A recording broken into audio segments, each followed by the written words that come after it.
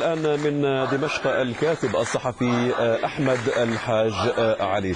سيد أحمد، ماذا عن هذه الجمعة؟ ما الذي قد تضيفه في ظل كل ما قيل في الأيام الماضية، ولعل أبرزها ما قاله الرئيس السوري بأن الأزمة أصبحت وراءنا؟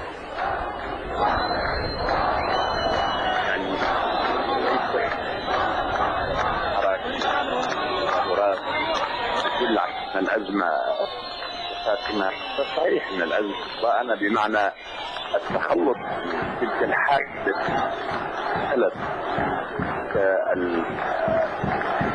وليس أفراد الذين ذو سلاح وطرح خارج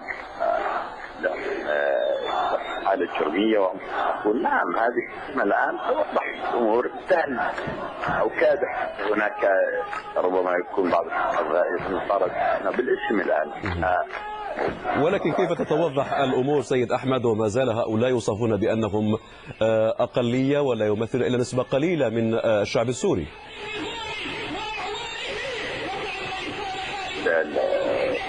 نحن نتحدث الآن عن متظاهرين هؤلاء، هناك من لديه اطلاق، هناك من لديه حاجة معينة يعبر عنه، ولذلك نجد توجه انه خلي الناس لا يعني لا يمكن ان يكون اتجاه تصدي للمتظاهرين واطلاق نار ومنعهم، لا، هذه المسألة بحاجة تنظيم، ليس بحاجة أن يكون هذا الأمر طبيعي ودليل حيوي ودليل عداء بين النظام وبين الجماهير. ولكن نخشى دائما التداخل وهذا الاستغلال وبعض المحركين، ما زال هناك ولكن الأمور الآن تأخذ اتجاهها الطبيعي، بالتالي لا يمكن أن يكون هناك حالة القمع الشديد على الحياة أو أن يبقى مفتوحا يحصل الإعلام ما يفتح عن بقيت حالة غير طبيعية فقط مطاردة بعض الأشخاص بأسمائهم لأنهم مطلوبون حكميا، مطلوبون قانون حكمي إسلامهم والقتل وإحداث وسوى ذلك باسم التحديد.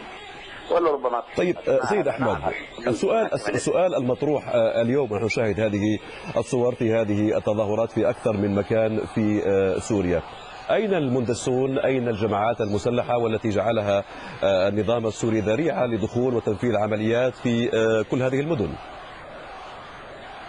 يعني هلا المندسون يقولون هنا بدأ تقريبا هؤلاء يعني مدقون ويستغلون اما بالعطف وطريقة بعض الشعارات، استخدام الرأي الحل في اللحظة هذه في علم النفس، يطلع واحد يطلق شعاراته مسألة يتردد شيء، كثيرين يعتقد أن هذا هو الجو. هذه حالة هي الجو العام. هناك الآن يعني بالمقابل نقطة ثانية، مثلا نقطة وأن الذين يقومون بأعمال القتل يحسن الأمور أن إلى حد ما بين الأمن والظاهرين مسألة قد شرط عليها.